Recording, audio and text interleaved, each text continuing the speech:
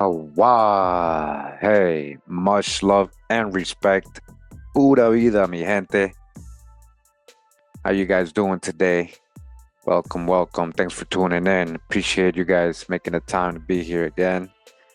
We're gonna just continue to review for educational purposes, to go over for commentary and critiquing on the fair use. We're gonna go ahead and get to another chapter of this book we've been reviewing, going through. The name of the book, as you guys see here, is America, the Background of Columbus, being a survey of the revelations of science with respect to the Western Hemisphere and its peoples before its unveiling by Columbus. This is by Janin C. Wise, Virginia Academy of Science, American Association for the Advancement of Science. That's her little titles here, 1945, when this was made. We're going to go to Chapter 8 today. Before I go on to the reading, want to make sure you guys know that we have the playlist created, all the previous chapters of this book, in case you haven't seen those videos or gone through the information that we have gone through. As you guys can see here, it's in order all the way to the last one, which was about 2 weeks ago when we read the last chapter. All right, so we're going to do another one today. A lot of good drop, a lot of babies to pull out. We do have to dodge a little hijack here and there, but we already wise enough to know to do that. We can discern through the info and pull out what we need from our previous understanding of things and research and knowledge of things, right? But this is the playlist. Again, the name of the book, America Being a Survey of the Revelations, and you'll see the previous readings, okay? So here we are in Chapter 8. Now, I haven't read this at all. I'm going to read it for the first time with you guys, so I appreciate you guys being with me so we can read it together and learn together, see what we find, see what we can pull out. Remember to dodge the hijack if we see it, all right? The title says here that Itzaes in the mountain of the Prairie, the Itza-Mayas and Itzama, Imperial Egypt, and Sesostris, the Gilded Man and Serapis. Oh, the Gilded Man and Serapis, the downfall of Egypt? Say what? Hey guys, come on now. I didn't really know that was mentioned in this chapter. I didn't even know they were in the Hermetics frequency. We just did the videos, right? On Hermetica, Thoth, and his many forms, and Serapis was one of them. Serapis was the early Christians. They worshipped Serapis. All right. I wonder what they got to say about Serapis in this chapter in this book, huh? Let's see what they got to say. It says here, the true cross. Remember, that's America, or the land of the true cross, right? America, America. And the she, the true cross and the she, both symbolizing Atma, the soul of the universe, and the spiritual teachers of God's house who had undertaken to supplant in America the old Semitic cult, with the three cult, had made of the world a very small place when the last of the Atlantean sinners vanished during the cataclysm of 10,000 BC in Islanda.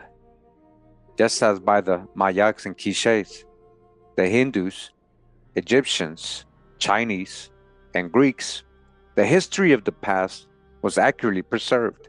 Accordingly, in the Elder Edda, the Sibyl, or Sibyl, in dealing with the third ordeal to which the post-diluvians were subjected, relates how at last the savagery into which the peoples of the north had been thrown was overcome during the winter of the sword.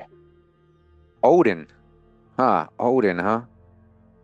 Norse All-Father, had taken counsel of Mimir, the giant with one all-seeing eye. You see that? So Odin, remember, he's Thoth too, and he's also Hermes. Remember, Hermes did the same. He slain the giant in the eye, and he has something to do with the peacock. Do you guys remember his other epithet? Look at how similar this story is of Odin doing the same thing, and he's the Norse All-Father, right? And he had taken again counsel of Mimir the giant, with one all-seeing eye, who dwelt at the roots of the tree Yggdrasil, and by gazing into the well of wisdom was able to discern all things, past and future. The time had come for the Celts to marshal the champions of Valhalla against the forces of hell. Among the latter were not only the evil Hrimtursen, who had brought the winter, and the giant Herthvelgard, the same as the Hindu Nagananda, the Naga, huh? Whose flapping wings caused winds and tempests, but the legions of Muspelshim, with irresistible might, the champions dashed forth from their impregnable fortress, and before perishing, Odin had brought order out of chaos. Order out of chaos, huh? Isn't that the Illuminati saying? The pyramid, isn't that doesn't it say that in your dollar bill? Ordum secludum. Oh, Odin, Tav, huh? Order out of chaos. Now, before we continue, just want to see, it says here, Mul Spilheim was the esoteric name for the warm and sunny region to the south of the ice cap inhabited by the Atlantean sinners, huh? Muspelshim. Oh, wow.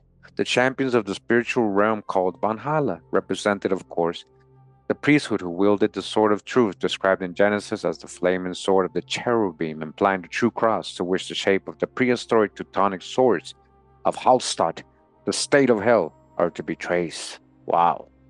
Interesting, huh? Where are they getting all this from? Pretty interesting, though. Still talking about the Americas, huh? Atlantean, huh? Thereupon, the younger gods assembled at the mythical mountain and at the center of the earth, the center of the earth, known to the Hindus as Mount Meru, where henceforth Mimir Well of Wisdom was located.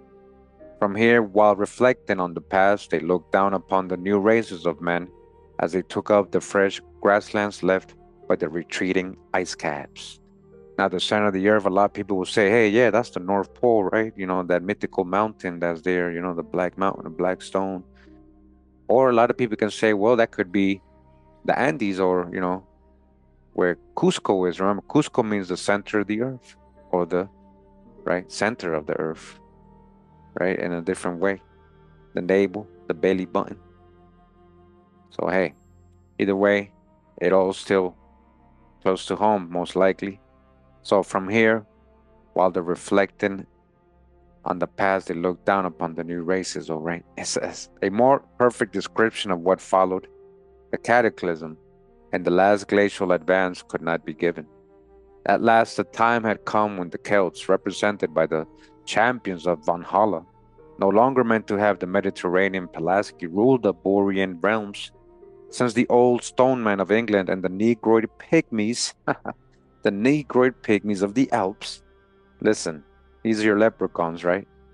The Negroid pygmies, dark, small, dark Welsh, small, dark Scotch, small, dark, all these small, dark people in Europe, original people, a lot of them described in different parts of Europe. Right here, they're telling you this is them, the Negroid pygmies of the Alps. He says they had vanished. The Scoti of Scotia, or Erin, had overrun Cornwall, Wales, and Scotland, to which they gave their name. Doubtless it was now that the hand of Gallia reached out to England, that the Cymrics descended from some of the original Dark Britons. Listen, that the Cymrics, an old part of the Welsh, descended from what? Some of the original Dark Britons. Who's the Dark Britons invaded England? So who's the Britons? Remember, Britons are coming from Brutus, right? From Troy, from the line of Judah. Let's not forget the previous research. They're saying there's no doubt that the Cymric descended, a part of them, from the original Dark Britons, all right? We're not black watching. That's just real history. Cheddar man, Cheddar man invaded England, drove out the Scoti, pick Egyptian, Gypsy, Scoti, Egyptian, remember? We read the book Ancient and Modern Britons. We're still kind of reading it. They drove out the Scoti, recovered their traditional homeland, and introduced the culture ascribed to the so-called Beaker people that was common to the Neolithic civilizations of England and Denmark. Be this as it may, from the charts it is manifest the three brothers of Scandinavia had not forgotten the smitten peoples of Helluland. Accordingly, after dealing with the causes of the cataclysm, the Olivet pointed out that several thousand years after this direful event, a migration of Boreans occurred that was affected from Iceland to Greenland and from Greenland to Labrador. Okay, so if they're in Greenland and Labrador, that's Americas, right? I'm talking about these ancient tales, right? Helulan, it says here, the pirati in whose casque appeared dragon wings. I'm reading the footnote in the bottom, to whom the word pirate traces pirate, a pirate, huh? Dragon wings, to their largest sailing craft called dragons, the form of the mythical dragon, to their oar-propelled craft, the name serpents, and to their shallops, the name crane. Wow, Steve right there. Helulan and pirates, huh? They're talking about the Americas, huh? Pirates of the Caribbean. So we were reading here, it says that these Boreans were invading the northern people, the Hyperboreans, right? Northern people. They were all the way from Iceland to Greenland and from Greenland to Labrador, as far as Mexico. Listen, traversing the countries which today bear the name of Canada and Louisiana. Okay? Mankind, the Olivet from 1814, huh? We got to get into these books, right? Eventually we will, guys. We're going to go to all these sources. We here for a good time. And Tiernan says, here reference was made by him to the mysterious Itzaes or Itzalan or Silent called Aztlan by the Mayas and the Aztecs. Aztlan, right? Where they said the legendary place came from. Aztlan, right? Who eventually arrived in Mexico from the north. From where? From the north. You know, could be starting point Canada, you never know, but eventually through Ohio, right? The Maum, Hopewell culture, and then to Utah, and down into Mexico. We've gone over this info, right, in the older videos. The migration legend of the Mexica and the Toltec, the Maya. In truth, these people were merely Pulaski descendants. Listen what he's saying, this author. He's saying they're the Pulaski. So who's the Pulaski? Seen it in reverse. So they're saying he's letting us all. So now you just gave us the drop. You gave us the drop. So they're the Pulaski in your history books, but they're ancient Americans that went over there. You've seen it in reverse. Hey, that's the only way I can interpret it based on the knowledge I know and the research. So he's saying these are the Pulaski descendants of those who had occupied the banished realm of Is, from whom the Itali were descended. Therefore, it was peculiarly appropriate that they should have been sent to America to raise aloft again the fallen cross. Again, seeing it in reverse, but we pulled the babies out, right? We dodged the hijacks. It's still interesting. It says, we have already seen how at some very remote time the Muskogee, the Algonquins, the Siouans had moved southward, and that the Abnaki had remained in Newfoundland, Nova Scotia, or Nova Scotia, right, the Maine, and Massachusetts. With the coming of the Itzaes, however, the smallest of the linguistic heptad appeared in the region, to which the Piran round pointed as straight as an arrow. This is very interesting stuff here that we got to interpret, right? Consisting of the two small groups who called themselves the two brothers. They were known to the Algonquins as Iran Akhoi, or how Iran Akhwao, real others, wise strangers, and therefore by metaphor enemies. Nevertheless, the Erin and Ak appearing in this Chippewa name, all right, Iran, that's true, indicates that like the Erin Apil, they too were a mixture of Itzaes and the Boreans of Islanda and Greenland. So the Itzaes, this kind of matches the whole story we read, or the migration story we read about in that book, an older video, guys, Aboriginal Inhabitants of Kentucky and blah, blah, blah. That was a very deep book we got into, from the 1800s. And it was talking about these migrations of different peoples coming in, right? Itzaes was one of them. So when we're thinking, they're trying to say Asia, but we're thinking North, like boring, like North Pole, Canada and all that. All that plays in, I told you guys, because we always think only Bering Strait. How do we know people weren't traveling through the North Poles, right? Going, to Denmark, back to Labrador, back to Nova Scotia, like easily. That's, back and forth, these northerners, right? Itzaes, huh? Possibly mixed with all these Algonquin stuff. And that's what he's saying, right? So they're trying to see it in reverse, say, hey, these might be the Eden people from, I know what he's going to say, Islanda, Greenland, Ireland, all right? But where's the true old world? If anybody crossed the Atlantic first, who would have it been? According to the most famous historian on navigation, he said it would have to been from the Americas. So we got to go with what we know. Inevitably, of course, the Itzaes would soon have discovered the Watcher in Franconia Notch, 44 degrees north, moving straight west across Michigan and Wisconsin. They came to the domain of Minnehaha and Minnesota, the land of sky-tinted water. Directed thither by the Iroquois in 1829, just as Joseph Smith published the Book of Mormon. The antiquarian Catlin was the first white man known to have visited the Red Pipestone Quarry. At this time, it was guarded by the Wahpeton, one of the 7 tribes of the Sioux of Minnesota.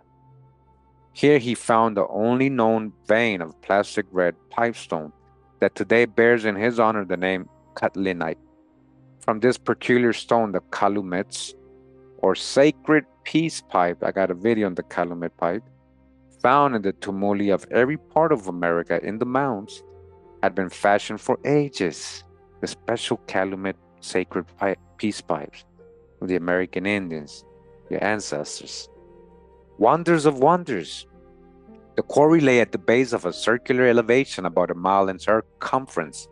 In every way, geologically peculiar, it rose with red granite walls to an elevation of about 16 feet above the surrounding prairie.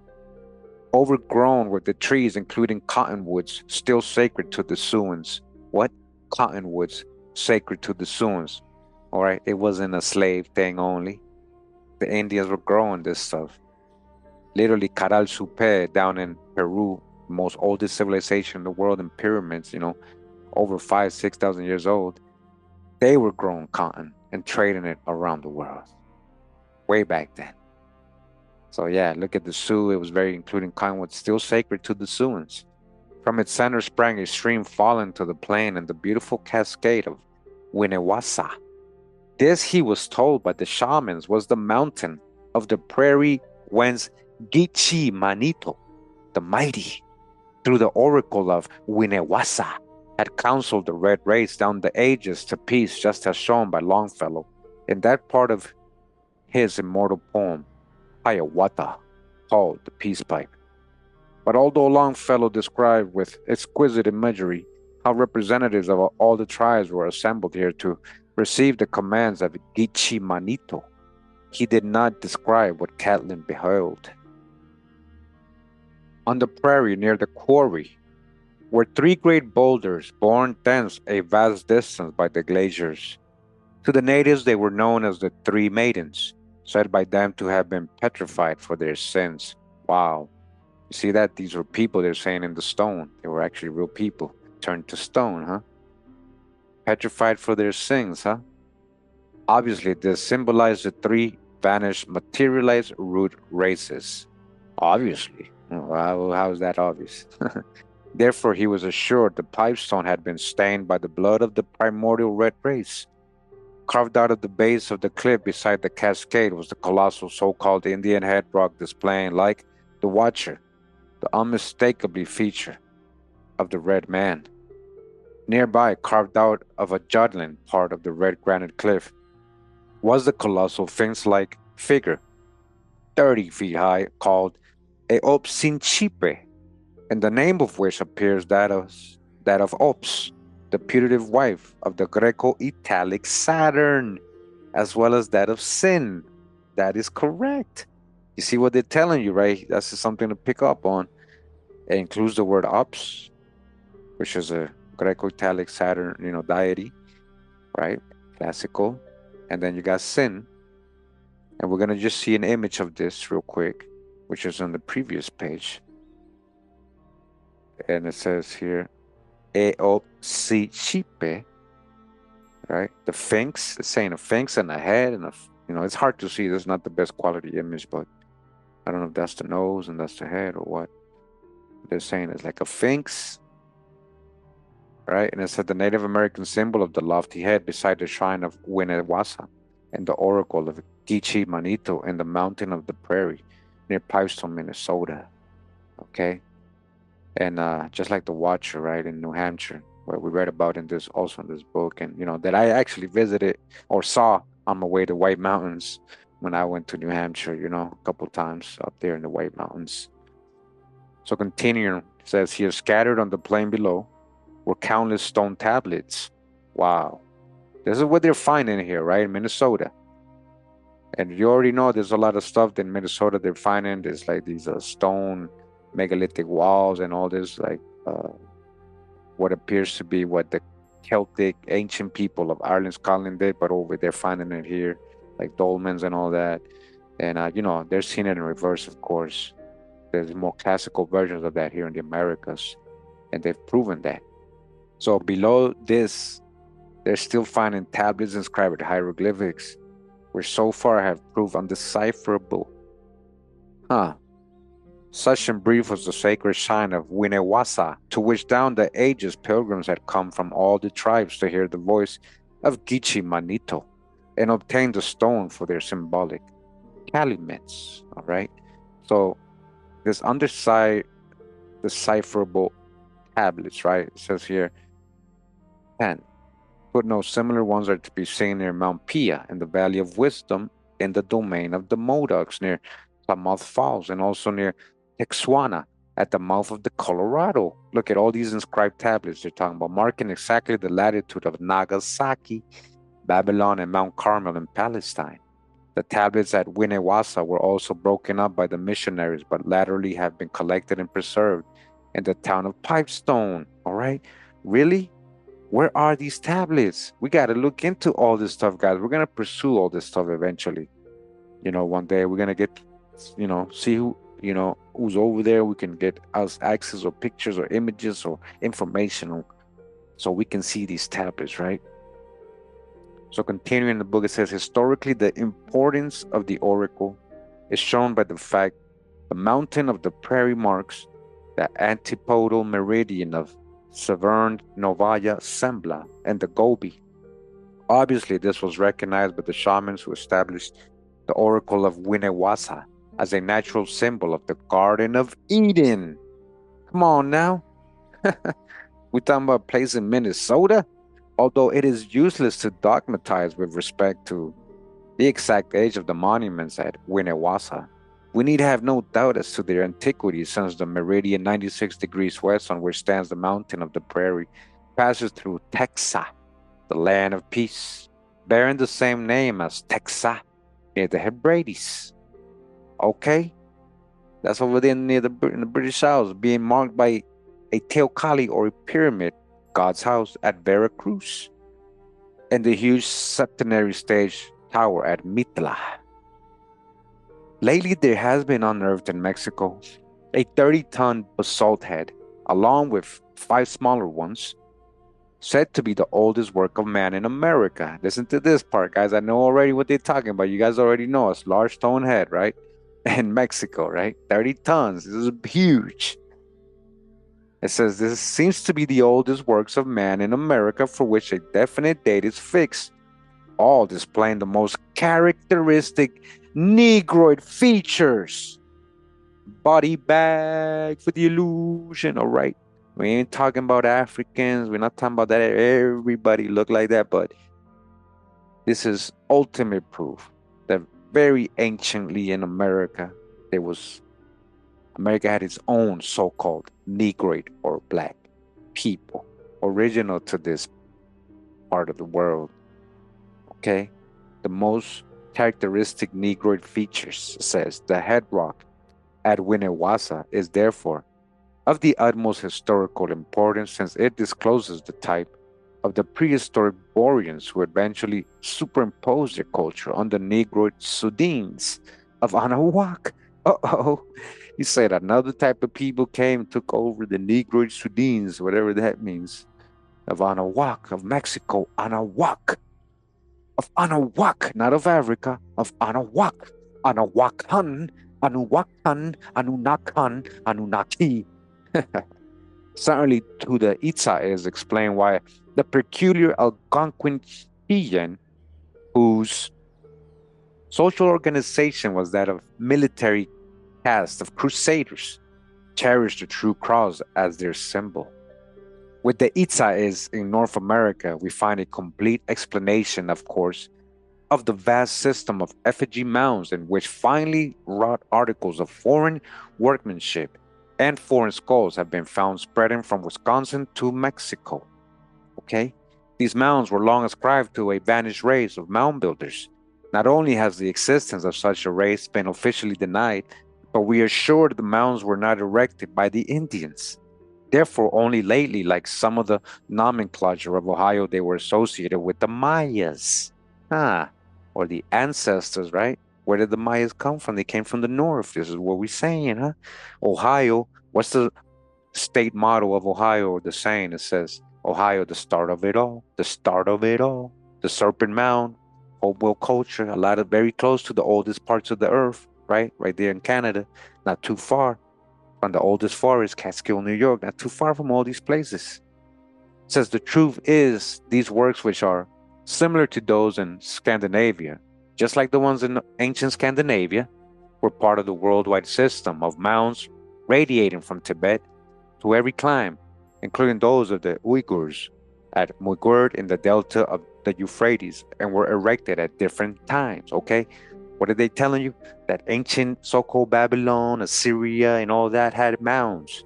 So where was these places really? Because we are the mound builders over here. America is the land of the mound builders, right?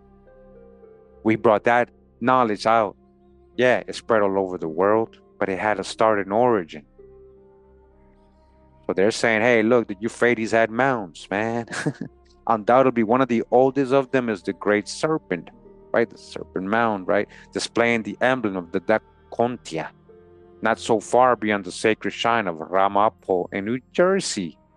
Come on now. Ramapo in New Jersey, who's the ancient Nagas, located in Adams County, just beyond Portsmouth on the Ohio.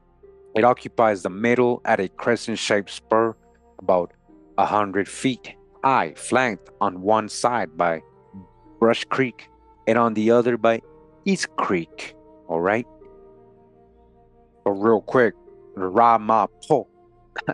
Ramapo Mountains. I did find this. There is a Ramapo College, Ramapo Mountains. I don't know what she's referring to, the Ramapo Shrine, Holy Shrine, but it says right here, Ramapo Mountains are a forested chain of the Appalachian Mountains in the northeastern New Jersey and southeastern New York in the United States, okay? Rama, there you go. Ramapo, where is the name coming from? It doesn't explain. Going back to the book. So again, located in the Adams County, they're saying there's a shrine of Ramapo in Adams County, just beyond the Portsmouth on the Ohio. It occupies the middle of the crescent-shaped spur, about 100 feet high, flanked on one side of Brush Creek and on the other by East Creek, commencing with the head, which is at the very point of spur and is partially obliterated.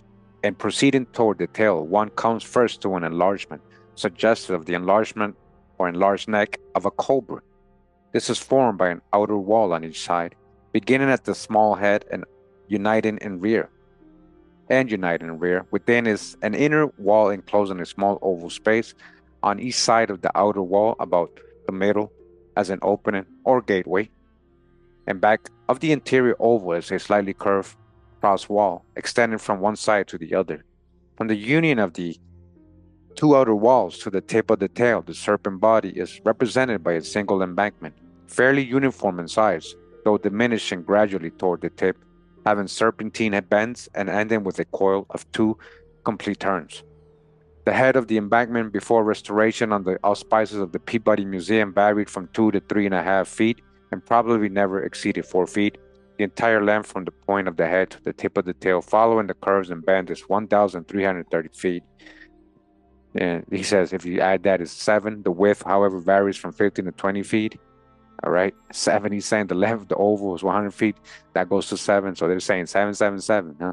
When we restore the neck and head of the reptile, says Holmes, The strange oval takes the position of the heart and in probability marks the site of the ceremonies that must have been connected with this work. While the labyrinthine character of this extraordinary monument is plain, its setting is highly significant since it marks the meridian passing from the highest point of North America, just west of Greenland, through Hudson Bay, Ontario, Toledo, Ohio, Mount Mitchell, Olamie, Tampa, and Havana, that forms the boundary between Costa Rica, the rich coast, baby, and Panama, right? This is how it all connects. Thence it passes to Punta Arenas at the southern point of South America. The antipodal meridian is equally significant since it passes from Severn, Novaya Zembla, New Zealand, right? That's what they're saying. Zembla means New Zealand, through the Gobi, the headwaters of the Yangtze, Annapurna, Ava, and Mandalay, on the Irrawaddy, Rangoon, and the western tip of the Sumatra. Since the two O's in Ohio correspond to the two coils, we may safely conclude this name is cryptogram implying the Holy Spirit, Ohio, of the Western and Eastern hemispheres. There's a Hebrew origin to this word, Ohio. Look what he's saying, the Holy Spirit, huh? The Great Spirit of the Western and Eastern hemispheres. In Wisconsin, between the Watcher in the White Mountains and the mountain of the Prairie in Minnesota, is to be seen an enormous complex of effigy mounds marking the headwaters of the Mississippi.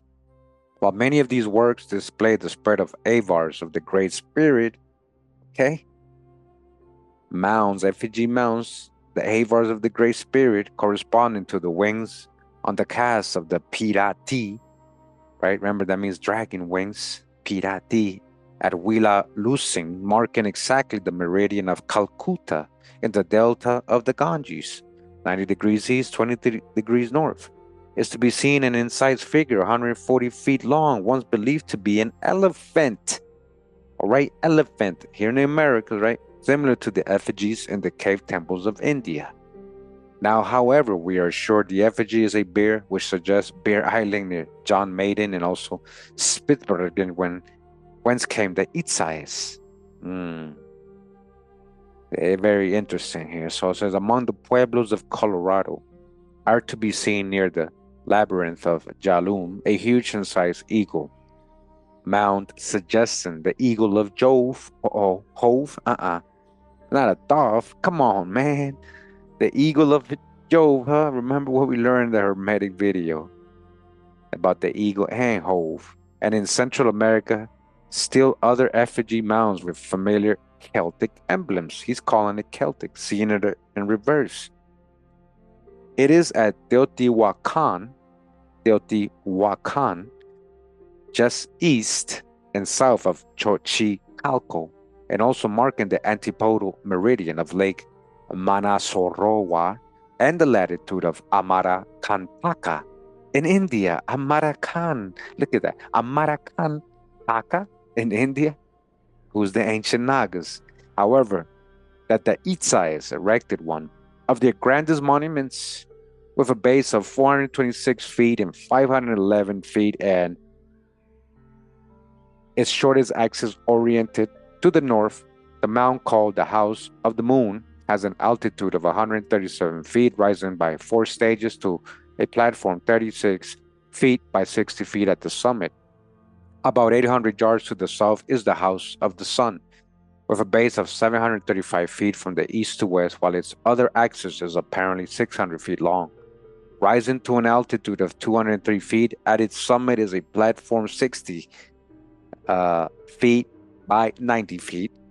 1,250 yards to the south is the citadel, consisting of a quadrangular enclosure 1,246 feet by 1,338 feet, with enclosing walls of 262 feet thick, wow, and 33 feet high, divided by a cross embankment, wow, and nearby is an elliptical enclosure with a long axis of 600 feet.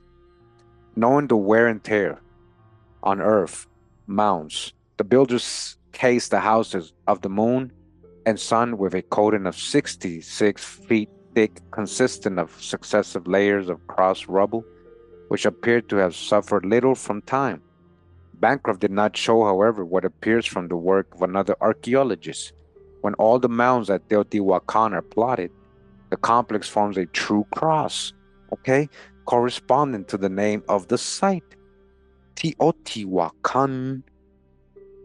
Enough has been shown to explain how the Mayaks were tutored in the mechanic arts and the sciences by the Itzaes, to whom also may be ascribed the Huaca del Sol and the Huaca de Lun at Trujillo on the coast of Peru, and also some of the embellishments of Xochicalco, Cusco, and elsewhere.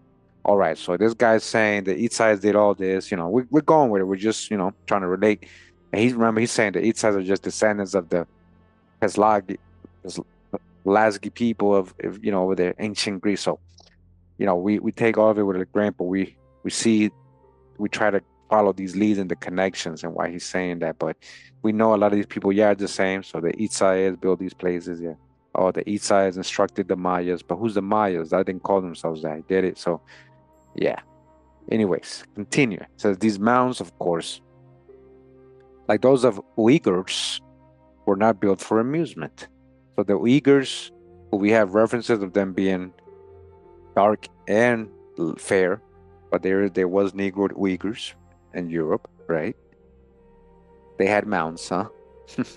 They were not built for their amusement, while their geodetic character appears from their exact relations to the true cross and the X. In every instance, they were at a point subject at some time to periodic inundations, just as in the case of those in Mesopotamia, in the area of Chongqing at Nagasaki, Panape, El Obeid in Egypt, and in the delta of the Mississippi. Floods there too, huh? The flooding delta of the real now, the Mississippi. Therefore, their buildings served to afford a manual training to the native hands who erected them, as well as an intellectual training in the wisdom philosophy through their symbolism. Also, like the terraces of Peru, they served as seedbeds and temporary refuges during sudden inundations. Therefore, these forerunners of the levees, instead of being meaningless creations of a ghost people, were both a logical and vital disciplinary and educational factor in the scheme of American civilization. All right? A knowledge we spread around the world. By 5000 BC, the so-called age of the Mahabharata began in India, right, with the Nagas, right? Who brought that knowledge, right? With the appearance of the historical figure Rama, right? We just talked about Rama Poe in Jersey, right? That's what I'm saying. The hero of the Ramayana. You see the word Maya in there, right? Maya, na, Ramayana, Maya, with the Prince Maya in it and everything. He came from a distant land and everything. These are the ancient Nagis, the ancient Americans that went over to Hindustan, right? Deemed the seventh in the decade of spiritual teachers called avatars. As Rama Lunos, he was looked upon by the Hindus as Rama in a third reincarnation. To him is ascribed not only the conquest of the red devils of Lanka, Singala, but the caste system to which resort was had to overcome the confusion resulting from the migration of both white and yellow peoples into India when the terrestrial zodiac in the Gobi and the Uyghur Empire was destroyed. Thus the red race from the Hindu Kush, who had furnished the original Hindus of Rajputana, now constituted the Kshatriya or warrior caste. The white Caucasians, the Brahmins or priest caste, dodged the hijack. He's trying to say all Brahmins were pale skin. Caucasian didn't always mean pale skin either. All right, guys? Or priest caste. The yellow race in the east of the Vaisya, which included the agriculturists, mercantile and commercial classes, and the dark Dravidian Tamils, the Sudra or laboring class, while only a Kshatriya under their system originally was admissible by the Brahmins to the priesthood. Now, too, it was that the school of Hymnosoph, to which the Greek and Roman Sophism of a larger age is to be traced, we're talking about Hermetics here, was founded at the holy city of Benares on the Ganges, which arose at the site of the old Kashi, founded by the original red peoples of Kashmir and Karachi. So the Black Sea, Karachi. At this time, the three kingdoms of pre-dynastic Egypt had all developed high civilizations and possessing great seagoing craft were engaging in overseas commerce. So see, before this pre-dynastic Egypt, which was in Americas anyways, yeah, we were definitely navigating. You're right. There was the Canal Super, there was all the Mount, like there was ancient civilizations before that, and been navigating right out of the Americas, right. Of them, Lower Egypt consisted of the delta, with its capital at Sais, marking the latitude of Mount Carmel, Babylon, Lake Mana, Sorowar, Nagasaki, and the mouth of the Colorado, was known to the Hebrews as Mizraim, the mouth of the Colorado, because the delta originally was connected with Mesopotamia before the Red Sea and the Persian Gulf came into being. Oh, so look, it doesn't look like that anymore where they're saying it was. They're trying to say, oh, because it was connected. No, I bet you that still looks like how it looked, even though we know the Red Sea is right there, the Gulf of California, when it was an island going all the way up, when it was open sea, and California was an island, right? So yeah, that has changed too. So again, because the delta originally was connected with Mesopotamia before the Red Sea and the Persian Gulf came into being, the site of Cairo was known as Babylon, the gate of God. So Cairo, so Egypt, the capital, was actually Babylon, guys. You see, what Babylon was not a specific place. It was, oh, Babylonians, people coming out of Babylon. They're telling you the site of Cairo was known as Babylon. Okay? So anybody coming out of Cairo was called Babylonian. It's not specifically a people.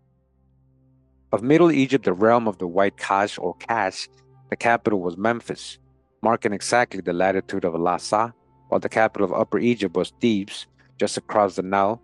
From the latter were the tombs of the kings, marking exactly the latitude of Karachi and the delta of the Indus, the Kashi, or Benares of the Ganges, the veritable Jacob's ladder, here shown extending by 7 rungs from the Arctic Sea and the region of Spitsbergen southward along the meridian 30 north, fully explains the connection between the Celtic Druids and Egypt. Come on, guys. So we know there is a connection because we know ancient Egypt was in the Americas. We know a lot of ancient Americans went into the British Isles, became known as Celtic. Celtic is not a per se a people. Celtic meant people who used a certain type of tool. Celts. They were calling these people Celtic. They don't know their specific name. They didn't call themselves Celtic, guys. All right, just a side note here. So we already know the connection between the Celtic so-called Druids, Chaldean Magi's, Chaldean Druids, and Egypt, so-called Egypt. Gypsies, right? Egyptian gypsies who ended up, right? So it says here, 70 North, Baroda, and Finland near the North Cape. And then all these places, right? One in White Russia, Seleucidi, Kronstadt, the holy city of Ukraine, Kiev. 40 North, the Trojan near Mount Olympus. 30 North, Fayum, where the Great Labyrinth appeared. Argo near Third Cataract Now. 10 North, Jebel. So all these are sacred places, Equator, source of the Nile, the Ruwenzori. Below the Upper Egypt lay Nubia, and beyond was the Sudan, in which the name of the biblical Dan, Sudan, Dan, and the mythical Danaus is preserved. I told you Danaus is Dan. The latter also explains Danaus as the ancestor of the Phoenicians, Trojans, and Celtic Greeks. All right, that's mythology, but related, yeah. We know the Trojans were Judah, line of Judah, to Darda, the son of Sarah, and his twin brother Aegyptus, said to be the sons of the Greek Belus, who has ever been associated with the Celts. Thus, it forms a direct link between Egypt and America through the Itzaes. Egypt and America, it is the same place, man. Through the Itzaes, right? It's interesting how they get their concepts, but still going with their whole out of Africa, out of Mesopotamia concept, right? Base. And they still see how they're relating ancient America to all these ancient world peoples, right? They can't get it out. But when we understand that it is the true old world, we start seeing it, the bigger picture. Yeah, through the Itzaes, Let it not be imagined, however, that with the Pulaski flying back and forth between the Mediterranean and the British Isles, and the Itzaes visiting America, the only interest of the Irish and Pirati in America was the spiritual uplift. I told you that these pirates they were referring to, these Pirati dragon ships, were from the Americas. He said in America, as it says here, was the spiritual uplift of the smitten red race to whose aid the Itzaes had come. Oh, now these Itzaes bring in civilization because he's trying to make them Europeans. You see? Seeing it in reverse, man.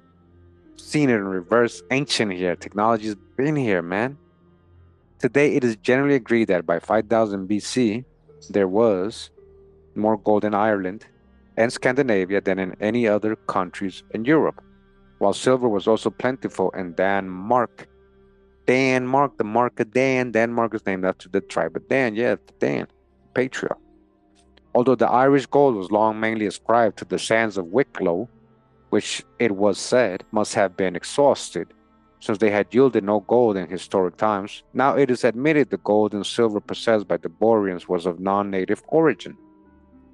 See? So even though they had gold, they're trying to say, where they get all these gold? They're trying to explain that ancient Ireland had gold. Oh, I get what they're saying now. But it actually was non-native. You know where they're getting the gold from, right? You know most of the gold, right? Coming from the Americas, right? In order to loot the Gilded Man of the West, it was not necessary for the pirati to mingle their blood with the American natives. All they had to do was establish a trading base after the manner of the Phoenicians in a later age. Again, Phoenicians were from the true Holy Land, from ancient America. Phoenicians is seafaring people, it's not specifically a nation or a race, guys. Remember, we've broken this down a lot. You see the word Phenaki in there, Enoch, phonetics, word, language, sea people. In a later age, constant. So, just like the manner of the Phoenicians, they're saying establish a colony here. See it in reverse again. Who constantly traded under a system of barter with the Negroes of the Gold Coast. Oh, you already said Mexico on a walk with Negroes and all that. We know this is the true Gold Coast. Okay, we get you. Since the precious metals would have flowed by stages through many hands to the Northwest Passage and Newfoundland, just as it did in the days of the Hanseatic League over 2 centuries before Columbus visited Iceland. Once the gold and silver of America, you see, of America, Negroes of the Gold Coast, all right? So it says here there, the history of ancient geography, St. Martin. Oh, we got to get into that. All right. You see what they're telling you guys here, right? The true Gold Coast is right here. So again, he's telling you down here, once the gold and silver of America had reached Ireland, that's what they were talking about when they're saying gotta get the gold. It had reached Ireland, Scandinavia. It flowed southward along the sea route of the Pelasgi, clearly marked by the cromlechs of Britain and the dolmens of Ireland, Portugal, Italy, and Greece to Asia Minor and Egypt. Also, it might flow from Denmark and Danzig down the Danube and Volga. All right, we get in the drop. Once the Gilded Man of the West is envisaged as the source of the European wealth, okay, once the American, that's what they mean, of the American, of the Gilded Man of the West, America, is envisaged as the source of the European wealth, I told you, there's all the resources coming from here, with the economic focus of Celtic Europe on the Itzatlan of America, Aztlan, Itzatlan, Aztlan, Atlanten, Itlantis, much in the history of the Old World during the Bronze Age of Europe at once becomes explicable. Where did they get all their metal, all their gold during this so-called Bronze Age? Where did they get all their copper? This is what he's letting you know. Once people realize that this is the true source of all this European wealth, much in the history of the Old World during the Bronze Age of Europe at once becomes explicable, nor does the Gilded Man fail to explain much in the history of Egypt. Just like we're providing the wealth to so-called ancient Egypt. Of course we are, since it was here. This is major drop. This is good drop here. Good chapter we're reading today. It says, because the date when the first dynasty of Egypt was founded still remains unsettled, they don't know. So how can they tell us? Right? It is impossible to correlate with certainty the events in Egypt and elsewhere. All right? It's impossible. Yet they still made up mad fake stories about it, right? What did we learn recently? I just recently did a book, right, about the Egyptian so-called archaeology, right, or Egyptology as it is called, how it just really started in the 1700s, right, late 1700s, and they hadn't even deciphered Egyptian hieroglyphs until the 1800s. So how were they really making up? They were supposedly translating the hieroglyphics in the walls, supposedly. when they hadn't even established or found a way to literally read hieroglyphics until the Rosetta Stone, guys. You get it? They snitch on themselves. That's why he's saying it's impossible to correlate with certainty the events in Egypt and elsewhere. And they still gave us this fake history. They hadn't even explored Palenque yet. They hadn't even found all these civilizations in the Americas yet, and they already had written history. But it is impossible to correlate with certainly the events in Egypt and elsewhere. That's the legacy. It's all myth. What Egypt? We had different names for these kingdoms here. The same is true with respect to Babylonia, for although the earlier scholars held that Sargon I began his efforts to lift Babylonia out of the mire about 3800 BC, this date too has been cut down of late. Okay, look at the sources. He got the sources, guys. See the footnotes? 32, huh? 32.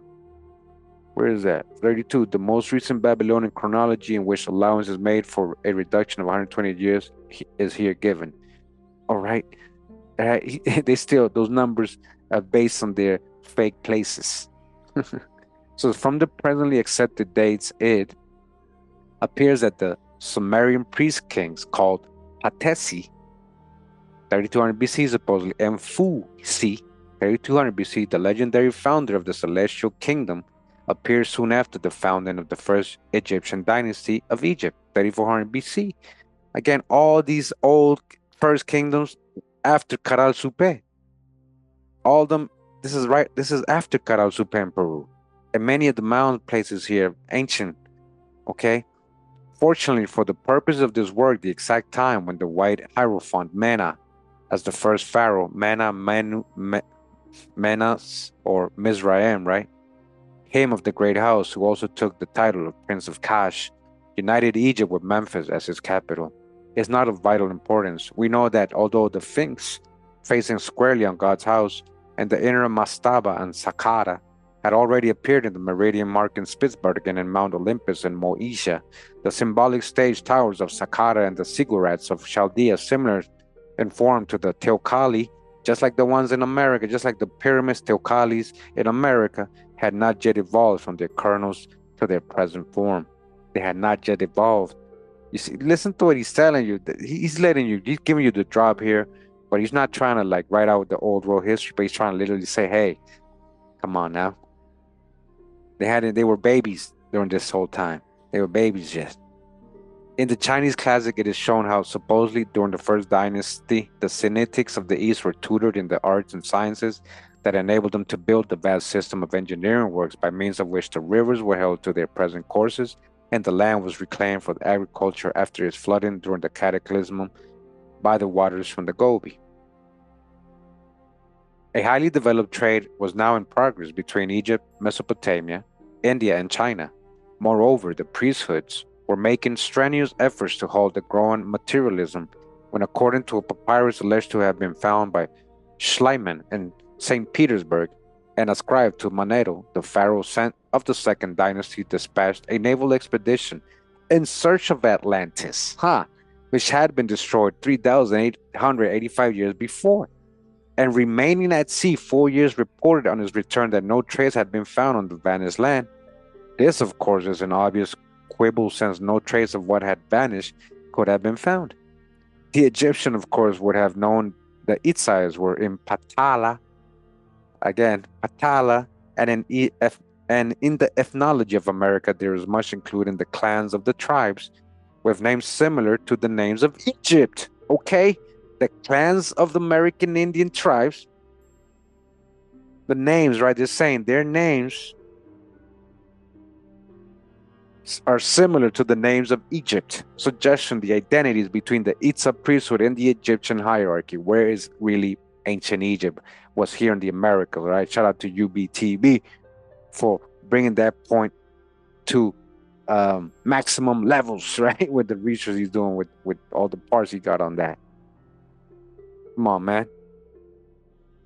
The fact that the expedition remained at sea 4 years would seem to be conclusive. America already had been visited by the Egyptians when the great reformer Krishna, the son of Kansa, like the Indian tribes, appeared as the eighth avatar in India and undertook in vain to restore Brahmanism to its original purity, huh? So Krishna, the son of Cancer, huh? So remember, they're trying to say it in reverse. Oh, the Egyptians came here because they said, oh, they came to. Listen, man, this is Egypt, man. It's seen in reverse, man. Already, according to the Mayas Chronicle, the Mayas had received from the Itzaes the manual training, which had enabled them to erect the seven-stage towers, or the Teocalli at Papantla, the Papa of the universal cross god called Thunderer, as well as other Teocallis or pyramids, identical in form with the seven-stage planet tower of Borsippa near Babylon. Listen, just like these, they haven't even found the ones they're saying over there. They say they're all destroyed, but these actually are still there. They're seeing them, and it resembles these ancient monuments described in ancient scrolls, right? But these are the ones that are still standing because these are the original right here. They're talking about. That is the Tower of Borsippa. That is the Tower of Borsippa you're looking at. This is the true old world. They're saying that's near Babylon, called Itzida, the house of the seven divisions of heaven and earth, when the pharaoh's souls are probably an Etruscan, probably Etrurians. We read about them the other day, huh? Brought the five-stage mastaba of Saqqara to its present form. The pyramid of Saqqara, remember, that looks like an American pyramid, a step pyramid. Who really built that, man? He's seen in reverse. From the flow of gold, right, coming from America, which the priesthoods were striving vainly to limit to their own possession, Krishna did not fail to see that in truth the gilded man had become the true magnetic north, to which all hearts had turned. America, huh? Therefore, according to the Hindu scriptures, he dispatches Chela Arjuna to hell or Patala, where the sun sets, right? The west, it goes down, right? They thought they went to a dark place. That's why they called it west, the underworld, right? To America, to hell. Yeah. Or Patala.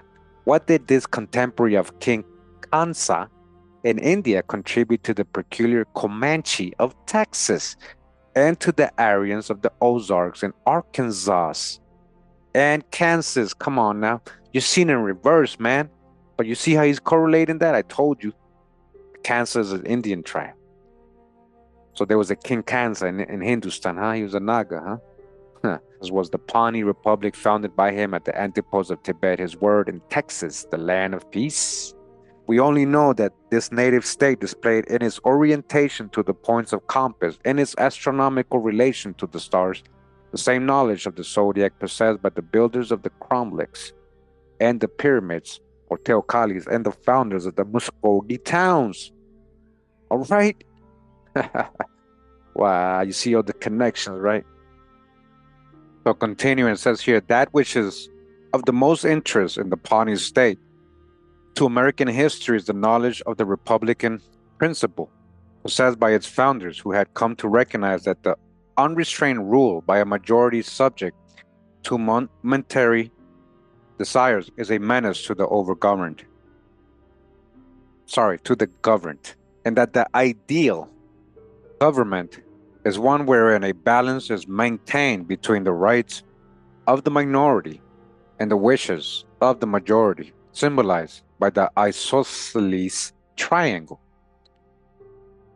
The first notable event of the Hindu Iron Age that began with the death of Krishna 3004 BC, Tashtahajak, was no less than a philosophic revolution undoubtedly induced by the Israelitic influences, which had become increasingly potent since the days of Joseph in Egypt, where every nome and city had its local gods. The major conflict in both India and Egypt was between the septenary philosophy ever associated with Isis, upheld by those constituting the cult of the East, once the Mayas had brought the serpent cult. Okay, the Mayas, see? Who brought it over there? The Hindu, the Nagas, the Naga cult, right? The serpent, Naga is supposed to be serpent, the serpent wisdom. We're not talking about devil stuff. We're not talking about reptilians. That's the hijack, all right? But letting you know here who is the Ramaya and all these people in the Hindu. You see, it was the Mayas who had brought the serpent cult from India to Babylon and thence to Egypt, and the monotheism or Chinitic philosophy constituting the cult of the West, which Abrahamic had been the exponent which conceived the divine Father, Mother, and Son, represented by Osiris, Isis, and Horus. And again, Hermetics, right? The Trinity, Hermetics. Hermetics, right? Thoth, man. You see how it's a part of all history, guys. For ages, the strife between the exponents of two schools had continued, during the which the cult of the East had prevailed. To this strife traces the myth that Osiris had been murdered by his wicked brother Set, representing the mortal serpent of human nature in its darker aspect. But Isis, the sister of Osiris, had managed to save Horus, their son, representing the cult of the West, in his second cycle. Determined to recover for him the heritage usurped by Set, at last she presented the claims of the latter in a great litigation concluded at Memphis during the reign of Sesostris of the Third Dynasty. To Thoth, Hermes, okay? Or Hermes Trismegistus, wow. The god of history. Look at that. The god of history, right? The god of history itself. Come on now. It's Hermetics is very historical, I told you. And look, I didn't know, guys, that I swear I didn't know that if I did my Hermetics video the other day, I didn't know that we're going to be reading this book and that this chapter was going to literally bring this up. I didn't know that, but you see how it all comes together, right? Right at this that right time. You guys know what this is, Hermes Trismegistus. You know who that is and everything. I don't have to try to explain. I just did a almost 6-hour video the other day about this, right? So it says, Set at last she presented the claims of the latter in great litigation concluded at Memphis during the reign of Sesostris of the Third Dynasty to Thoth Hermes or Hermes Trismegistus, the god of history, who was the same as the Celtic Apollo. Thoth is Apollo. Thoth is many things, right? Remember? The outcome was a judgment in favor of Horus. Thereupon, the cruel Set was carved into pieces that were strewn upon the Nile, implying that the cult of the West was now adopted as the official religion. Accordingly, it was now erected at Memphis, the first needle or obelisk, with the all-seeing eye of a true Pyramus at the summit.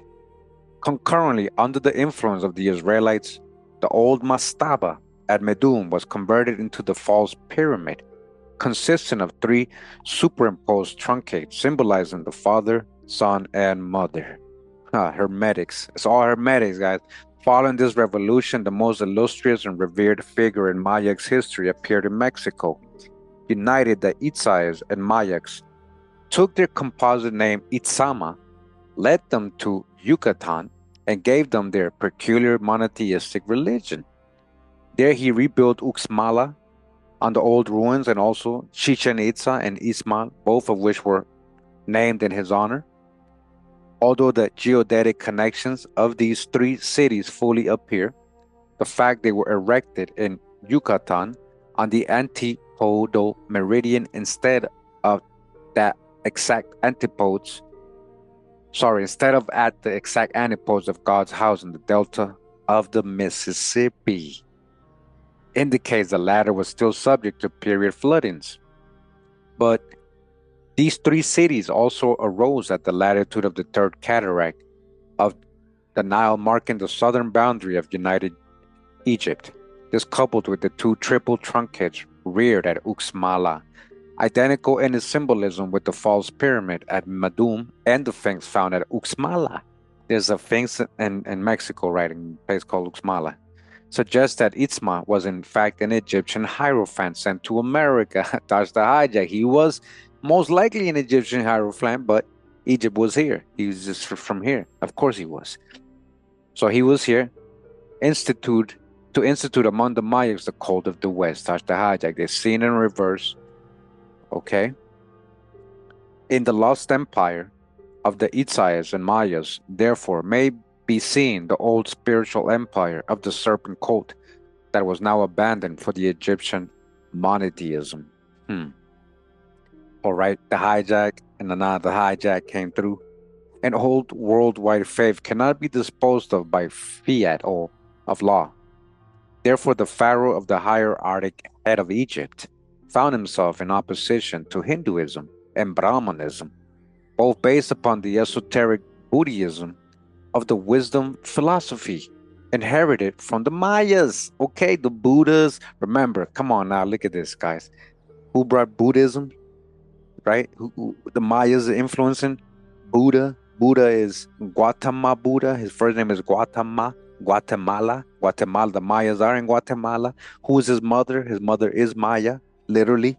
His mother's name is Maya. So the Mayas, right? And they gave this knowledge, right? And this became esoteric Buddhism. Remember the connection with Taoism and Buddha? Oh, but you're saying he's evil. Oh, hey, everything started, there's an origin and everything, right? Who brought knowledge out into the world? Was all that knowledge good? Was it supposed to be brought to everybody? That's the other questions you gotta ask, but nobody really asks that, right? So who's these specific Mayas? Not doesn't mean they're all angels and good people, right? But either way, they bring in some knowledge. They bring a lot of knowledge to the rest of the world, civilizing the world, right? There's wisdom, they're saying. Esoteric Buddhism, inherited from the Mayas, when in 2850 BC, King Wang of China gave to his subjects the Kabbalistic work called the Yi Kung, Book of Changes, Kabbalistic, again, Hermetics, in which the commentary of his son Khan, whose name indicates a connection with Kansa, the father of Krishna, right? Kansa, when there's a tribe called the Kansa, come on now. It embodied a peculiar system of circles testifying to a vast knowledge of astronomy and history. By this work of profound influence was exerted upon the philosophy of Egypt, where Chufu, or Cheops, son of Queen Sneferu and the second ruler of this fourth dynasty, in the name of which is found that of Ops, the wife of Saturn, and also the Chinese Fu, the father. Accordingly, the teleois circles were employed in the construction of the Great Pyramid of Giza. When Bacon wrote, knowledges are as the pyramids whereof history is the base, his thoughts dwelled on more than the Hindu pyramid of time. Well, he knew that among other things, the Great Pyramid standing at 30 degrees north, 31 degrees east, beside the Sphinx was the symbol of the 5 root races represented by the base and 4 sides, but he also knew it was a geodetic monument. Thus the labyrinth of Fayum, 30 degrees east, the Sphinx of Uxmala, right, in Mexico, 90 degrees west, and the prehistoric labyrinth of Panape, the wisdom house of the equator, 150 east degrees, mark the 3 basic meridians cutting the equator at the mountains of the moon, Panape and Tower Island, respectively. Unlike the planet Tower of Borsippa and the Pyramid of List, the Great Pyramid does not reflect exactly the spiritual factor of the circle. Instead, when the sum of the 4 sides is divided by twice the altitude, it yields 3.1, representing the trinitic principle of the sacred lotus. Nevertheless, if the 4 sides be brought to a theoretical apex, twice the altitude will bear the exact ratio to the circular equivalent of the 4 sides, which the polar axis bears to the circumference of the Earth. Finally, the Great Pyramid marks the intersection of the Ak, or true cross, shown in the hand of Pita, the Papa of the cross, you see? So Peter, right? Papa, the Pope, Papa, we call him Papa in Spanish, right? All that is hijacked. It has a hermetic origin, guys. The cross being hijacked, these symbols, the keys. Remember, we read just like St. Peter and the keys of Hermes. In other words, when the Egyptians abandoned the old serpent cult, they adopted the geodetic true cross long ago symbolized by the Sphinx standing at the intersection of this figure. All right, so, this is the author's interpretations, right? We pull out the babies, we dodge the hijacks. The pertinence of all this to the history of America is twofold. First, it shows that when Jeshwet Shefu, the glory of Shefu, was erected, the whole earth had been surveyed and brought within the holy see of the Pharaoh, in the same sense that Christendom was deemed by St. Augustine and by Gregory the Great to constitute the city of God. Thus, the rites of the Osirian mysteries conducted in the king's chamber of the Great Pyramid, like the mysteries of the Kabita, which had been conducted down the ages in the Temple of the Sphinx, the lower chambers of the Temple of Itzaes, the passages of Xochicalco, that's in Mexico, the number of the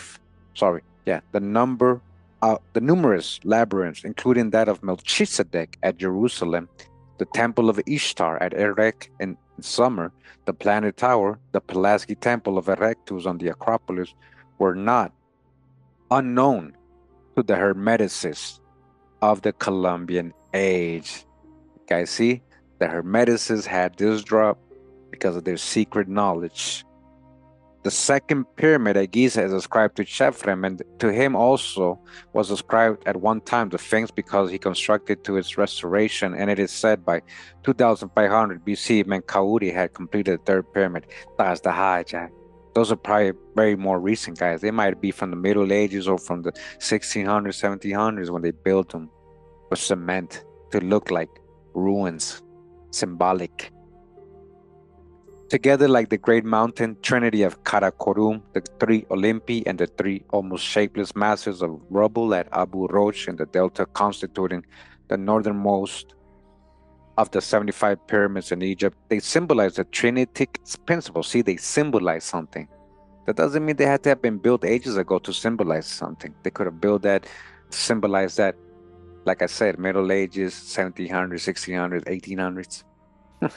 Shout out to UBTB, that's what I said, man. But as Egypt reached the peak of her spiritual glory, despite Sargon's efforts, his successors fell victim to sin, who by 2400 BC had been rethroned at Ur, at Ireland. Back to this time, nearly 2,000 years later, Confucius carried the Chinese Book of Rites, in the first chapter of which is described the glorious reign of the Emperor Zhao, who is credited with arranging the calendar. In the second chapter, we learn of the Emperor Shun, who worshipped the one God, of whom one had taught, with prayer and sacrifice made laws of inspection, held periodic examination of his officials, and created governmental departments of forest, animal industry, music, and religion.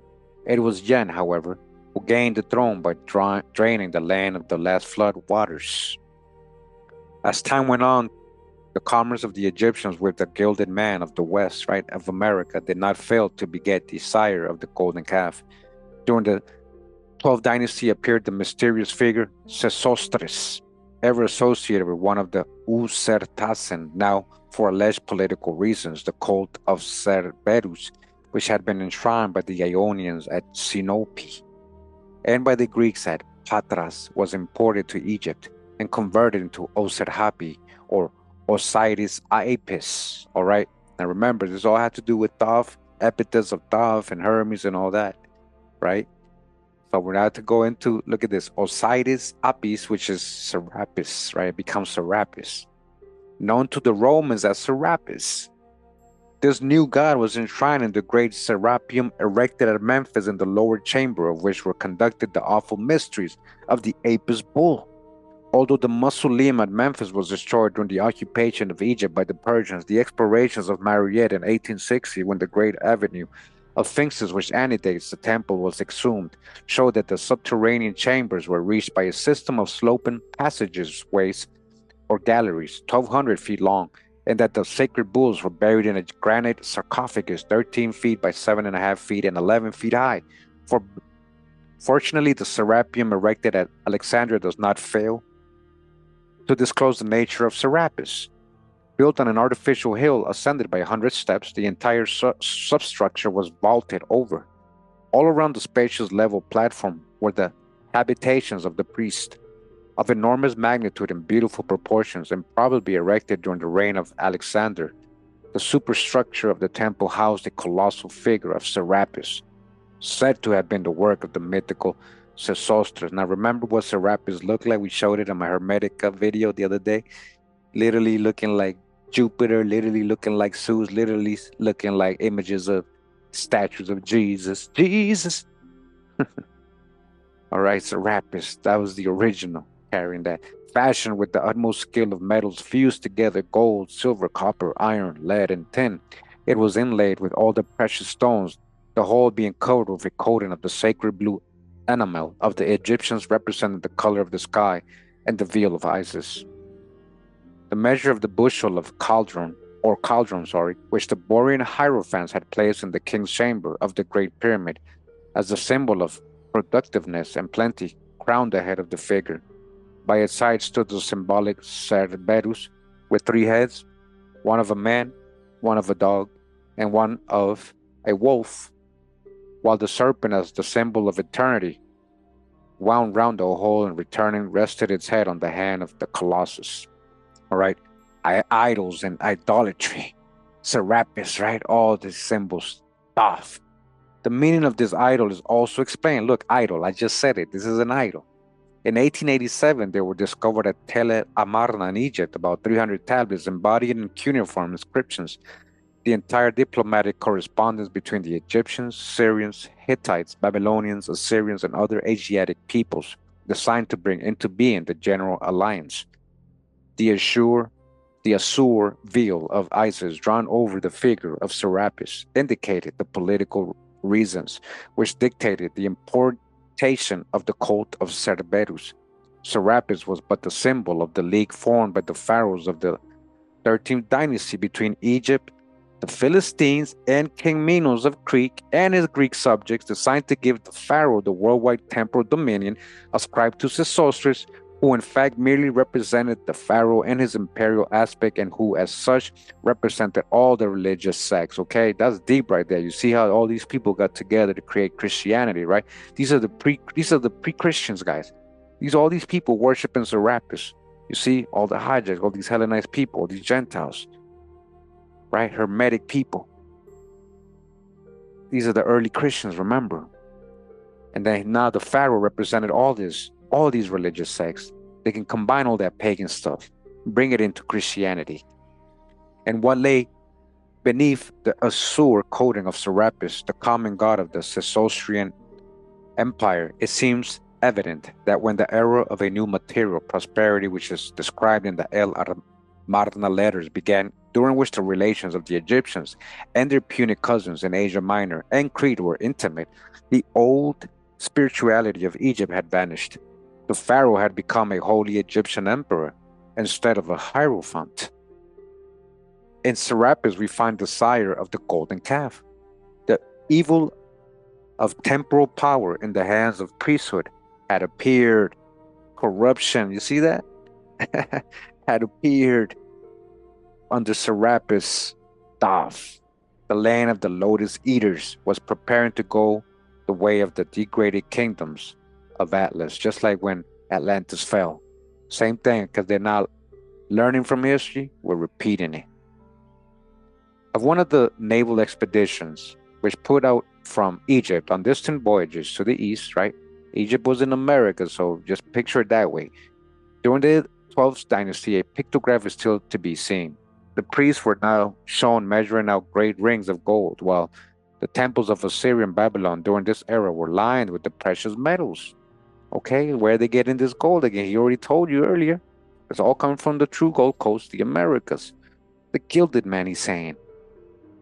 By 1700 BC, the mixed Phoenician seafaring descendants of the Pelasgi, he's saying is the Itzaes of the same people, well, they're probably the ancient Americans as the allies of Egypt, were constantly flying back and forth between Ascalon, Gaza, Sidon, Tyre, the British Isles, and Faroe Islands, ostensibly in search of tin. Here, of course, they received the gold to which, as shown by Josephus, the captive Israelites in Egypt, following the rule of Joseph, already had succumbed when the 19th dynasty was founded by Ramses I, extended by Seti, the first had absorbed Nubia, Arabia, Syria, Chaldea, Assyria, and even India when Egypt was brought to the zenith of its political power by Ramses II, called the Great, somewhere about 1300 BC. Ever known as the greatest Sesostris, Ramses II was laid by the Egyptian priesthood to have conquered the whole world. Therefore, according to the Greek reformer Orpheus, the contemporary of Moses, who had received his education in India, what India, right? And was said to have visited America. See? Yeah, that India. Chaldea, Ireland, right? And said to be the twin sister of Egypt. While Ramses II was declared by him to not only to not be not only the Pharaoh of Egypt, but king of the lands in the west. Okay? Because this is Egypt, man.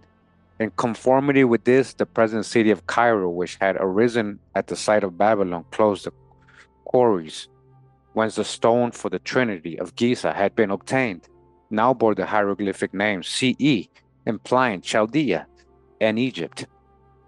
Having brought Nubia, Syria, Chaldea, Arabia, and India under their sway with their eastern capital at Indra, Fastra, the flower of India, where at Delhi now stands the Ramessides erected in Nubia as well as in Egypt, colossi resembling those of Bamiyan. Moreover, the mercenaries armies of Ramesses II, recruited with Iberians, Libyans, Etruscans, Greeks, Cretans, Ionians, Scythians, Hittites, Phoenicians, Arabians, and Ethiopians, began the invasion of southern China. Thus, in the Chinese Book of Rites, along with details of geography and tribune from adjacent countries, are included royal speeches to the troops announcing victories over the invading Egyptians from the south. It was now that proclamations against drunkenness were issued.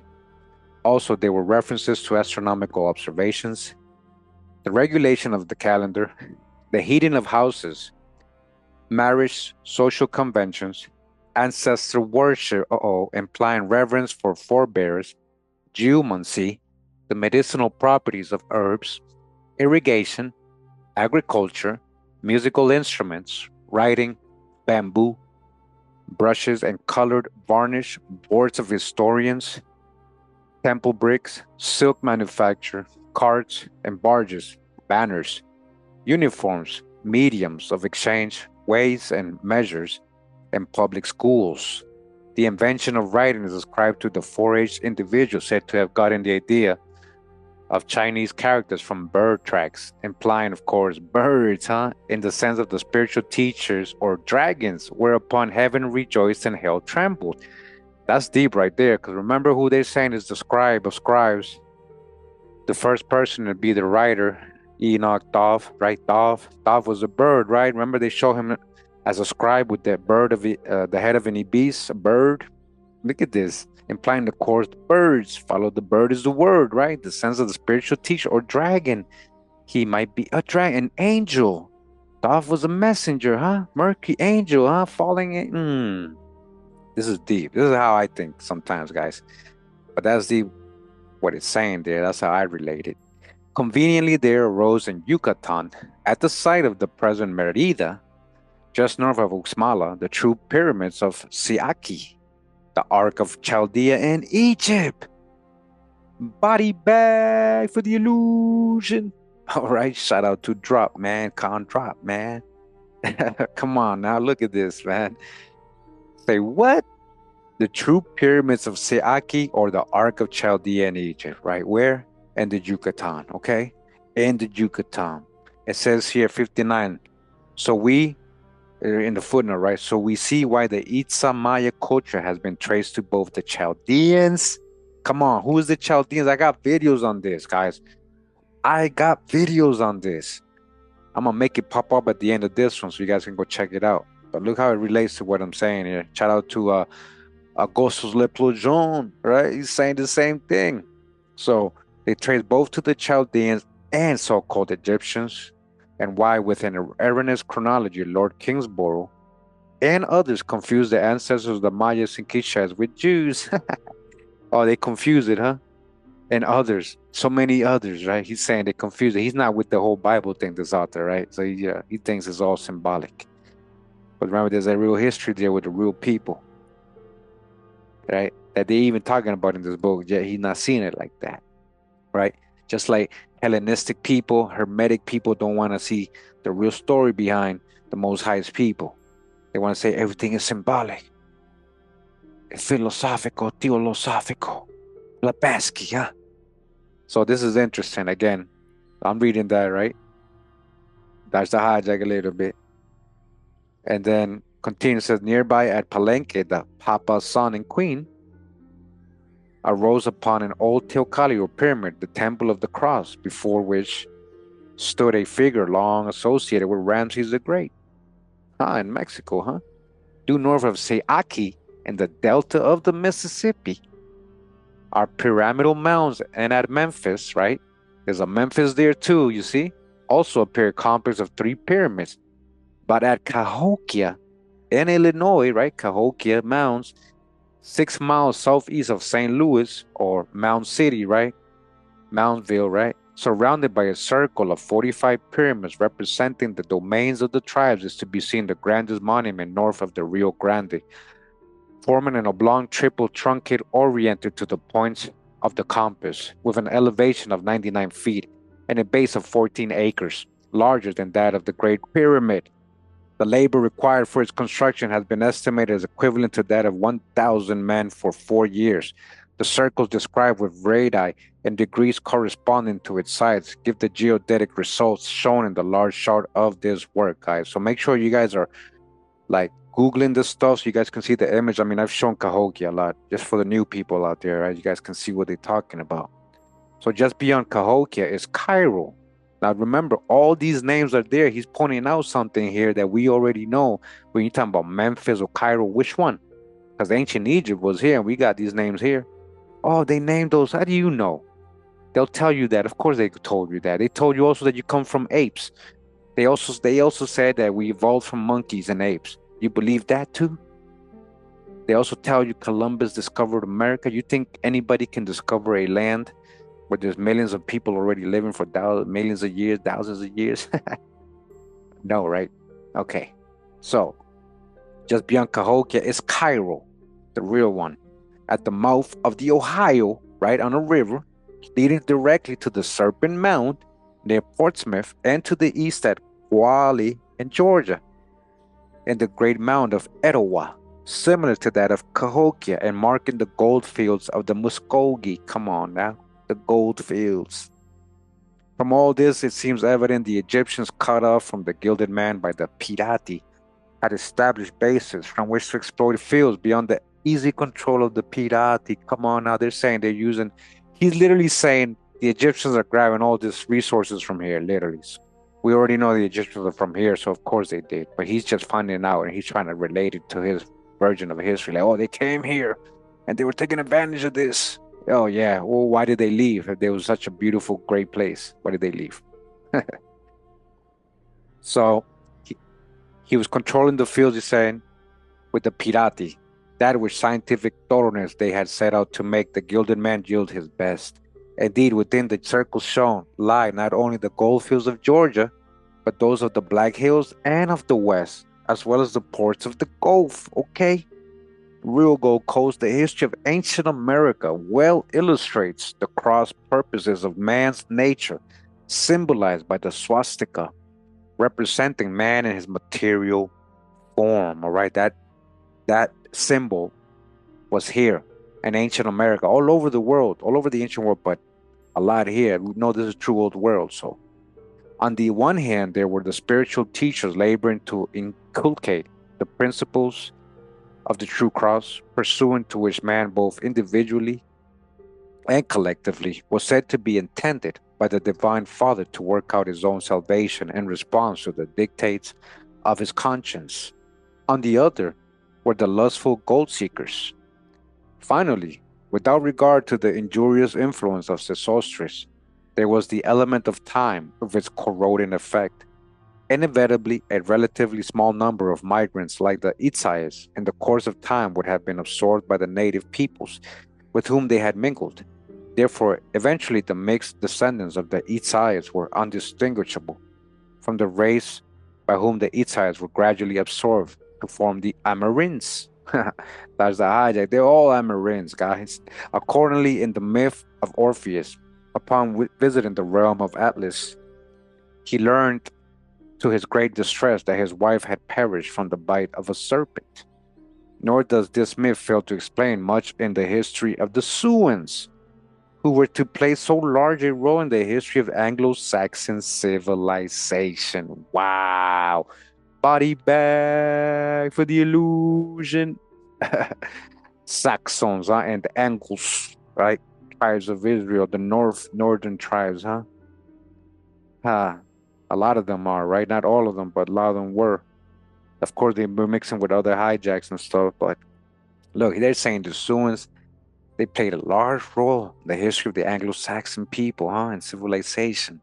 That's so interesting. We got to definitely get into that more. Strikingly different from the Algonquins, there can be no doubt they were of Aryan origin. Ha! Of noble origin. Okay. These the Suans, noble, huh? Because Aryan means noble. Just as the Cheyenne, whom the Siouans in historic times drove out of Minnesota, were also called Ita Ishipanji. You see that? Ita Ishipanji. The Dakota were called Itahatski. Moreover, when in 1829 Catlin visited the Siouan country, he found that the correlated Mandans and Minataris, known as the White Sioux, called themselves the real people and occupied circular pig-like villages, just like the pigs, along the upper Missouri, just like the pigs, huh? So who's the ancient pigs seen in reverse? Who's the ancient pigs you're seen in reverse? Bearing it the Nidic name, the Mandans, right? The Nidic name, Mandans, shares the tradition that their ancestors who came from the east ascended to the earth from the opposite world by a great tree. Out of a tree, huh? Out of a mountain, out of a cave.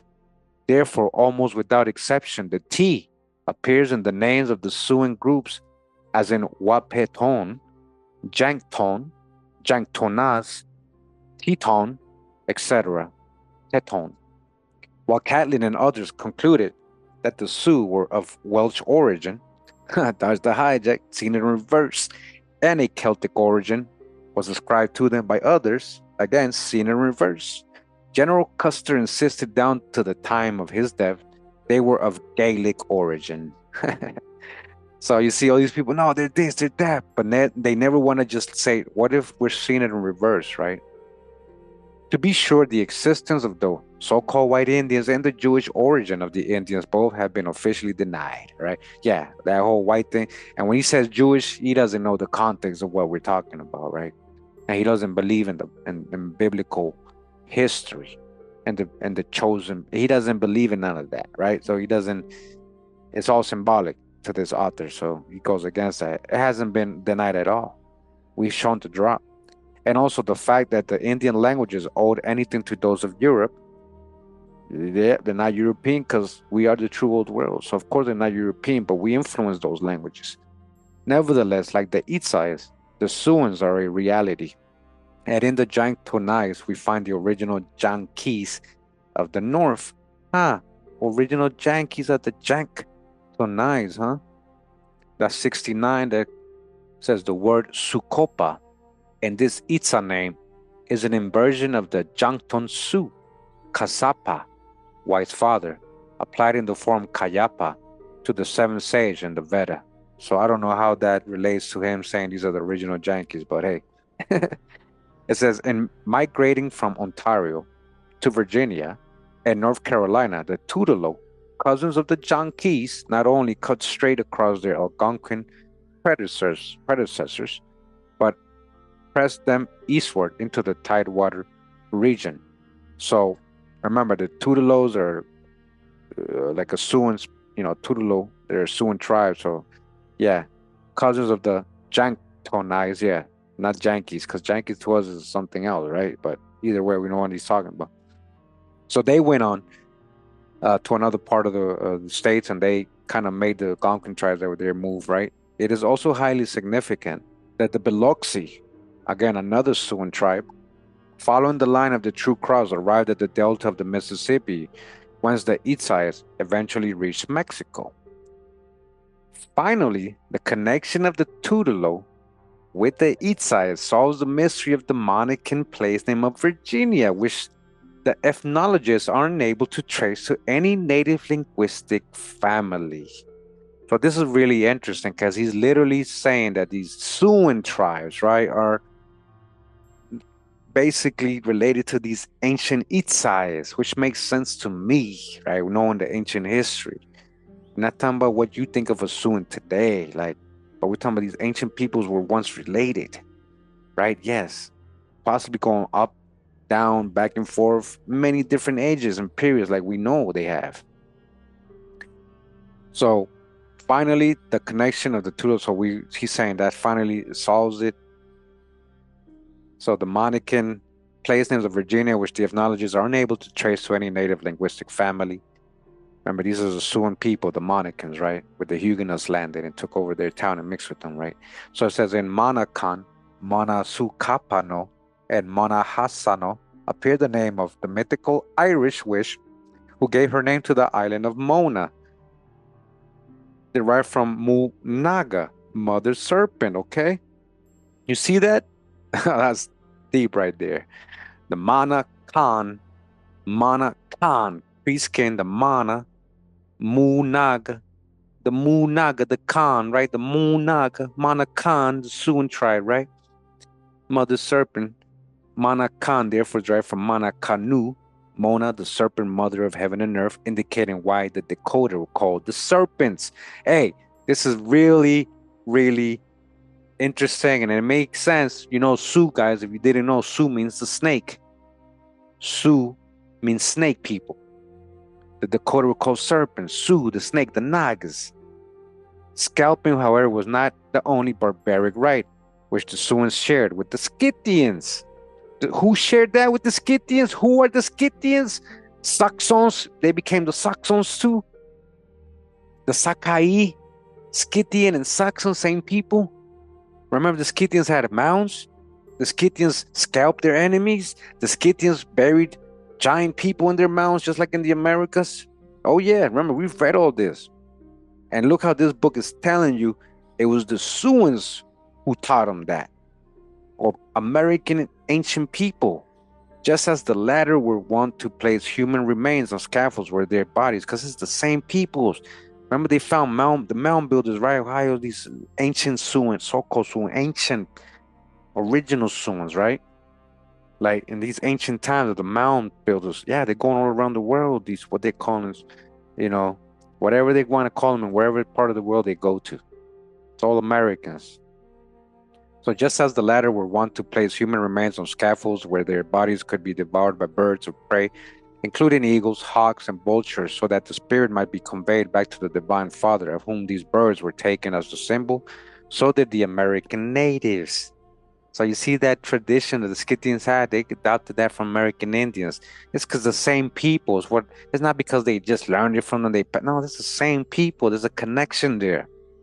With the Siouans and their Muskogee neighbors given over like the Scythians, whom the Egyptians and Greeks still feared, indulgent in the barbaric rites described, the Sesostris far more interested in what the Gilded Man had to yield than in uplifting the red race.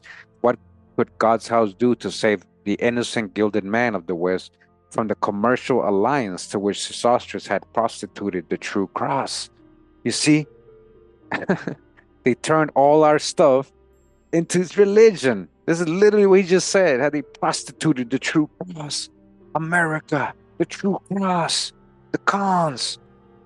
Heroic as the story of Moses appears, it was not the miserable former slaves let out of Egypt who were to save the Gilded Man. When Moses appeared in the reign of Ramesses II, the Celtic man had made up his mind to end the worldwide sway of the Egyptians. Not only were they to be driven from India, Asia Minor, and Europe, but henceforth the Phoenician descendants of the Pelasgi and the Egyptians were not to be allowed to pass Pharaoh's Islands. Already the Scythian, Thracian, Greek, Etruscan, and Iberian mercenaries of the Sesostris were becoming more and more mutinous when the symbolic cow horns of the Celtic shamans began wailing through the frost-bitten fjords of the north, summoning the cohorts of ancient Gallia to put on the armor of God. Knowing what was impending, Ramesses warned the Egyptians that the Israelitic slaves were in cahoots with the enemies of the country who were threatening invasion from Libya. They must be gathered up and expelled. Before this could be done, however, their labor was necessary to fortify the frontiers, for already the strange people of the sea from the north, clad in skins, with skin shelters resembling the conical wigwams of the American natives, had begun to pour into Libya, whence these kingmen of the Itzaes soon possessed themselves of the Turanian gateway and the ancient role of Utica. So who's these seafaring people that had things resembling conical wigmans, and also when we read in my Danite videos, these, if you guys remember, right? Because I know a lot of you, the people of the sea, this famous history of ancient Egypt, that there was these people, these seafaring people that came to invade them, right? And we learned in the Danite videos that it was possibly Danites, right? They're calling right here. Look what they're calling. They're saying Itzaes, huh? Relating them. And also that, and when the readings we did in the Danite videos, they wore feather crowns. They wore feather crowns. You guys remember that? So these same people that they're calling the people of the sea in ancient Egyptian documents, again, they had clad in skins and with skin shelters resembling the conical wigwams of the American natives. Okay, they began to pour into that area of the world, right?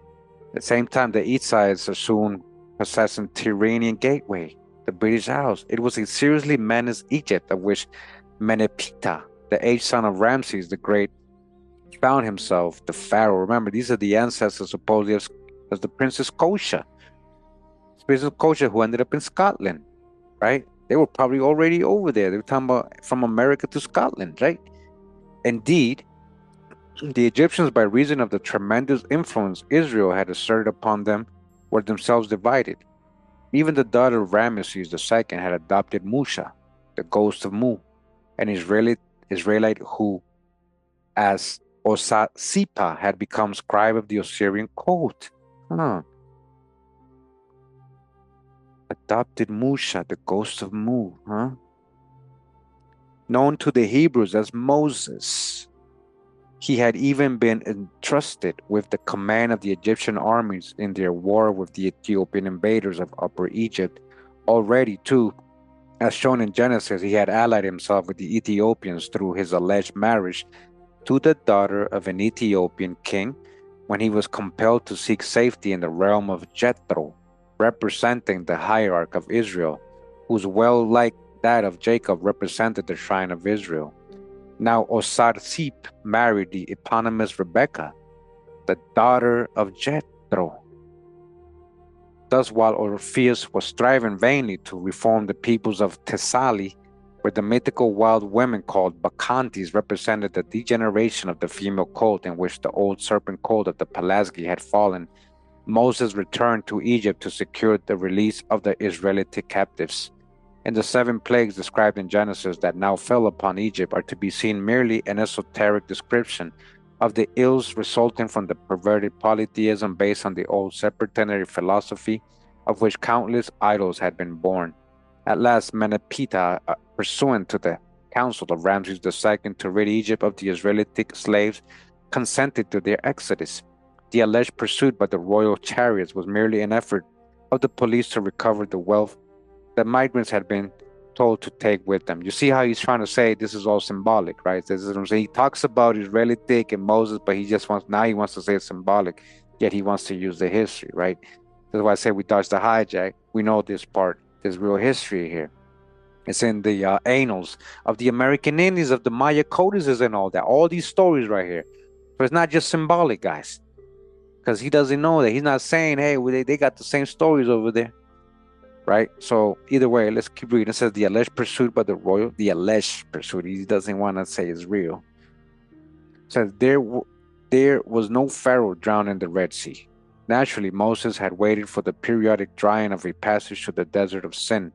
The engulfing of the Pharaoh's army in the Red Sea simply implies the ultimate collapse of Sesostris, just as the ark in which Moses was found in the bulrushes implies the philosophic arc of the infant philosophy called Mosaism, which had evolved out of the sea of time.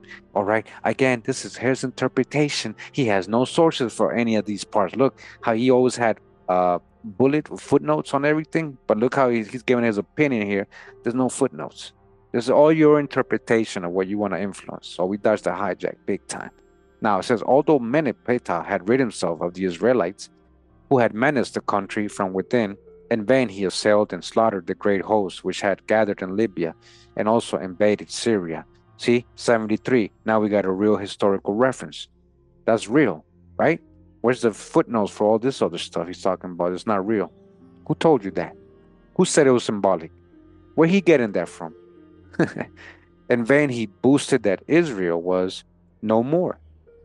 When Ramses III ascended the throne, the Borean hordes had begun to pour into Asia Minor in an endless train of ox carts conveying their families from Asia Minor. Ox carts, we still use ox carts here, man, supported by the great fleet of the Pirati that was swarming over the Mediterranean. These Borean Celts had overwhelmed the Hittite allies of Ramses III, with the captured chariots were rolling through Palestine against the eastern frontier of Egypt, while the Libyans erupted into the delta from the west. From the Egyptian records, it appears that the Egyptian and Phoenician fleets combined defeated the Pirati of the coast of Syria. The fact remains the invaders were soon in possession of the delta. Also, we are told that the pharaoh, a consummate master of tactics, now resorted to Fabian tactics and in the end crushed the invaders. In addition to this, it appears that Ramses III, with his capital at Thebes, continued to reign in Upper Egypt, where grand monuments were erected by him. Yet it is plain the middle and lower kingdoms had fallen into the complete chaos, while the pharaoh's life was continually threatened. In truth, before his demise, the great Ramesside Empire was no more.